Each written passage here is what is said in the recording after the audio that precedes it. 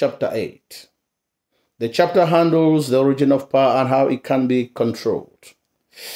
It deals with the deity Idimeli and the power that the supernatural has over mortals. God sends Idimeli to come and tame power by introducing the virtues of peace and humility. Idimeli came in the form of water to sustain the people's thirst. Then it allowed some water to run down where people settled down around Orimili. Later on, some strangers arrived and renamed the river Niger. The worshippers of Idimeli increased and spread over the land. They made shrines to worship her. Therefore, anyone who wanted to take the Ozo title must present their case to Idimeli.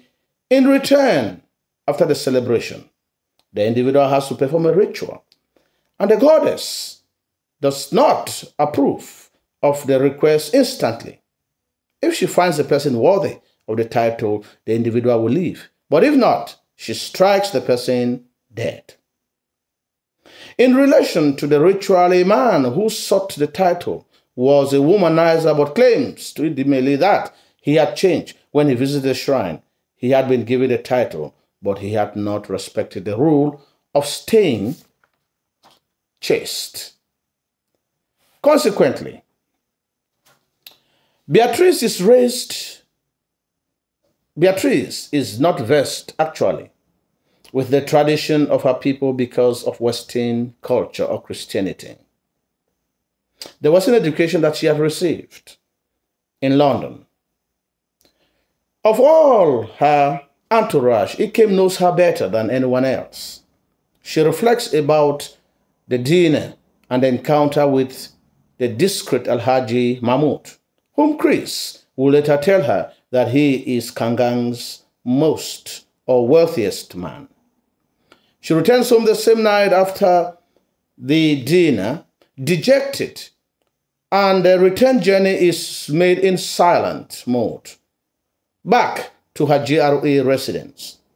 She finds it difficult to sleep as she turns the events in her head. The events that had taken place at Abichilik. Early in the morning, she gets a call from her man, and the sound of birds is long. Ironically, the birds had always lived there in the nearby tree. She had never had a clue of their existence.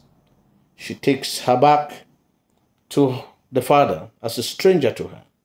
She read the morning papers, and then Chris calls to get a reproaching reply, which pushes him to come to her apartment. When Chris arrives, she reproaches him of not asking where she had slept and how the dinner had ended. Above all, he had cautioned her to keep all options open, which is an indication that Chris had even wanted that if it were possible that Sam wants to sleep with her, let her accept. Above all, Chris had not known that the invitation was for Abichi, and Beatrice thinks that Chris had wanted her to sleep with Sam. Beatrice wants a man who cares about her feelings and who cares about her every move. Chris apologizes. Both enter the room and have passionate sex with each other. During this moment of intimacy, Beatrice warns him by saying, I see trouble building up for us. It will get to Ikem first. He will be the precursor to make straight the way. But after him, it will be you. We are all in it. To prove that she means what she has said, she adds, the thing is no longer a joke. As my father used to say, it is no longer a dance you can dance carrying your snuff in one cupped hand.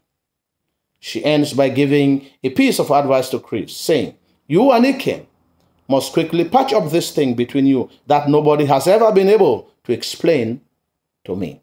Remember that there has been some animosity between Chris and Ikem because Chris thinks that Ikem is very careless about the way he attacks the regime.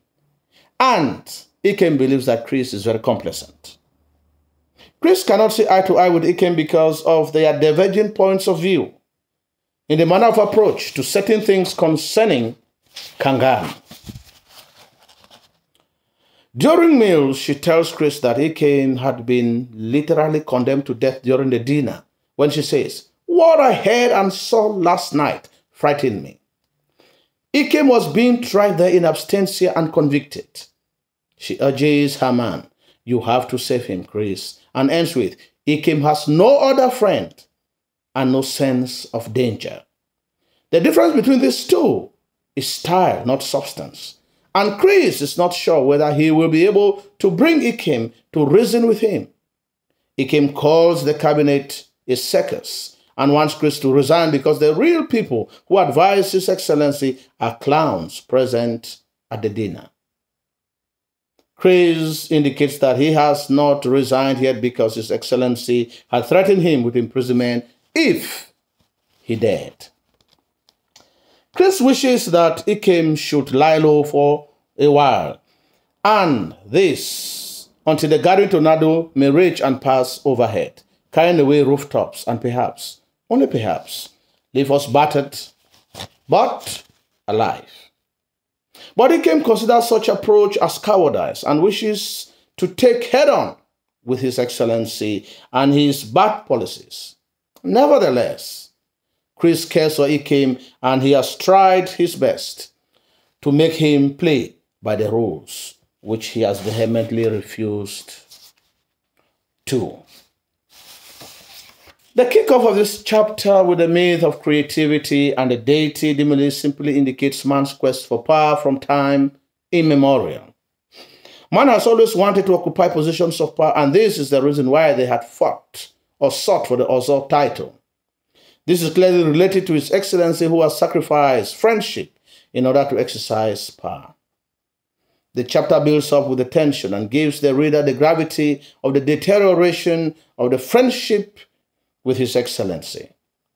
The fact that His Excellency does not invite them and does not even tell Chris that Beatrice will be attending the dinner shows that there is a breach in communication between His Excellency and his former friends. Beatrice is angry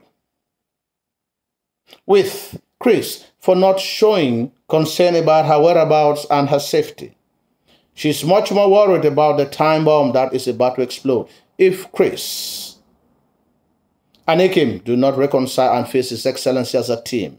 She knows with certainty that Ikem will be the first because of the conversation held about his person.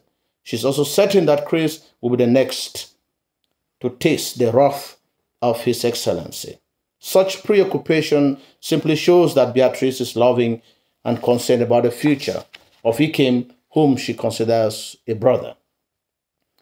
In her desperation, she tells Chris, "You have to save him." And she tells him, Chris, Ikem has no other friend and no sense of danger. We also learn that the cabinet is made up of clowns and Chris wants to resign, but he is afraid of His Excellency's threat of imprisonment.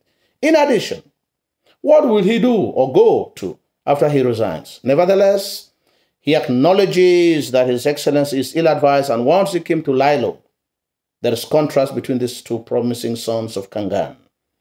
Chris is realistic, cautious, whereas Ikem is too critical and emotional about things. It is good to know that the conflict between Ikem and Chris is not in content, but in the style.